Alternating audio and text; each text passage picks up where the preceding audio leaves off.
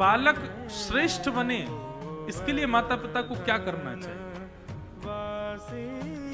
तो जिन लोगों के अभी संतान पधारी नहीं है, वो लोग तो अभी इस भाव को सुन लीजिए, उनके लिए तो बहुत अच्छी बात है। बालक का पालन जन्म कर लेने के बाद नहीं होता है। बालक का पालन तब होता है जब वो गर्भ में आता है। उस समय माता पिता के विचार, उस समय माता पिता का स्वभाव, उस समय माता पिता की क्रिया, उस समय माता पिता के कर्म, वो उस बालक को लगते हैं। और ये बात निश्चित है कि गर्भस्थ बालक के समय पर यदि माता पिता आलसी हो गए हों, माता पिता दूषित विचार वाले हो गए हों, माता पिता देहाभिमानी हो गए हों, तो निश्चित है उसका असर बालक पर पड़ेगा। श्रीमद् भागवत में 5 कर्म बताए गए हैं, गर्भवती माताओं को करने चाहिए। कोई टोना टोटका नहीं बता रहे हम वास्तविकता बोलते हैं। सत्यम शौचम दया दानम एक भुक्तुम तु भोजनम वर्षावधि स्त्रिया कार्यम तेन पुत्रोति निर्मल। सबसे पहला सत्य बोले। जब जैसे ही पता चले गर्भ में अब एक बालक है, गर्भ में अब जंतु है, उसी दिन से ही असत्य का सहारा छोड़ दे, चाहे कुछ हो जाए सत्य ही बोले। बस ऐसी स्थिति ना बने कि पति के ऊपर कोई बहुत बड़ा संकट आ रहा हो, परिवार के ऊपर आ रहा हो, उस समय असत्य से ही काम चलेगा, तो बस एक बार असत्य बोल सकती है, नहीं तो वो सत्य ही बोले, सत्य वाचन करे। दूसरा शौचम, यानी अत्यंत पवित्रता का ध्यान रखे, तन को भी पवित्र रखे, बुद्धि को भी पवित्र रखे, अपने आसपास के वातावरण को भी पवित्र रखे, कोई गंदा बोले ना, कुछ गलत देखे ना। 9 महीने यदि मां तपस्या कर ले तो उसका बालक स्वामी विवेकानंद जैसा ही होगा, श्रीमद् रामानुजाचार्य जी जैसा ही होगा, भक्त साल्वेग जगन्नाथ जी के भक्त, उनके जैसा ही होगा। वो बालक कोई साधारण नहीं होगा, वो कोई अतिश्रेष्ठ ही होगा। बस 9 महीने तप कर ले मां।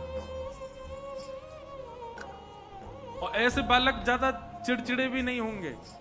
कई माताएं तो इसीलिए चिड़चिड़ी सी रहती हैं, उनके बालक इतने ज्यादा ऊधम, इतना चिल्लाते चीखते हैं कि मां ही चिड़चिड़ी हो। क्या करूं, कहां ले जाऊं इसको, ऐसा बन गया है। ये इसलिए बन गया है क्योंकि आप भी बहुत चिड़ी होंगी जब वो गर्भ में होगा। तो सबसे पहला सत्यम, 9 महीना कम से कम असत्य बिल्कुल ना। दूसरा शौचम, अत्यंत पवित्रता का ध्यान रखें।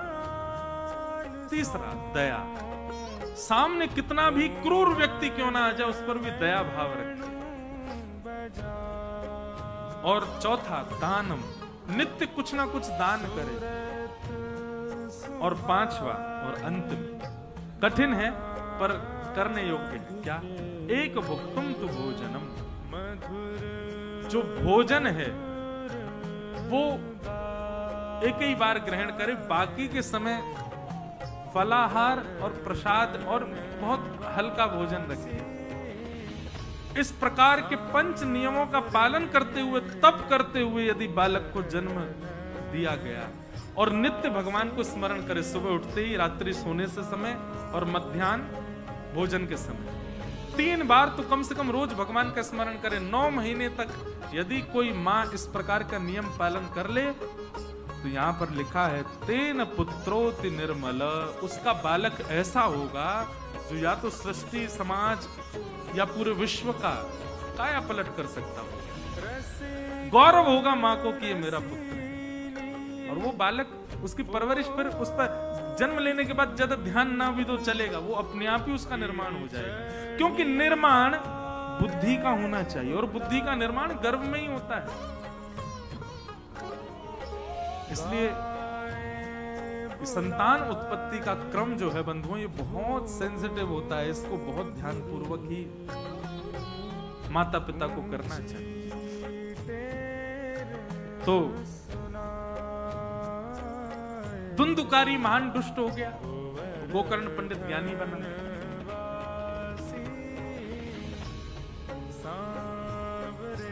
गैया के अंदर ये 5 गुण होते हैं, और गाय इन 5 गुणों से युक्त होती है। इसीलिए उसके बालक संतान, उसकी बच्चिया भी हो तो भी वो कल्याणकारी होती है, बछड़ा वो भी कल्याणकारी होता है। हम मानवों के ही राक्षस होते हैं बालक, क्यों? हमारी बुद्धि राक्षस है, हमारे हृदय राक्षस है।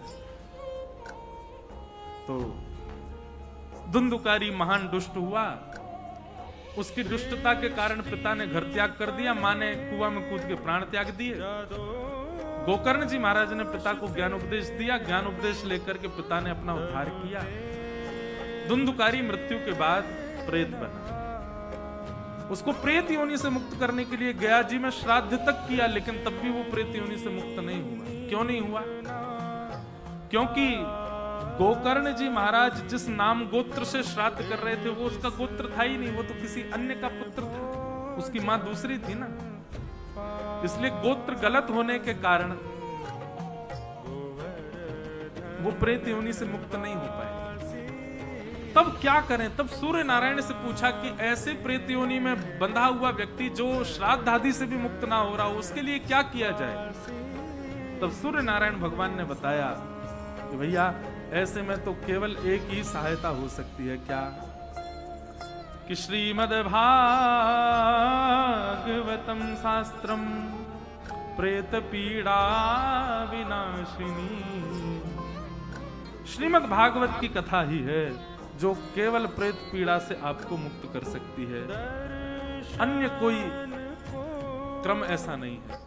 श्रीमद् भागवतान मुक्ति सप्ताहम वाचनं कुरु इति सूर्यवचः सर्वै धर्म रूपम विश्वतम। सूर्य नारायण ने कहा कि भागवत की कथा कराओ, कितना भी भयानक प्रेत योनि में क्यों ना हो, मुक्त हो जाएगा। भागवत की कथा हुई, 7 दिन कथा पूर्ण होते ही एक बांस की ग्रंथि का भेदन करके धुंधुकारी दिव्य रूप धारण करके भगवत नाम को प्रस्थान किया। बोलो भागवत महापुराण की।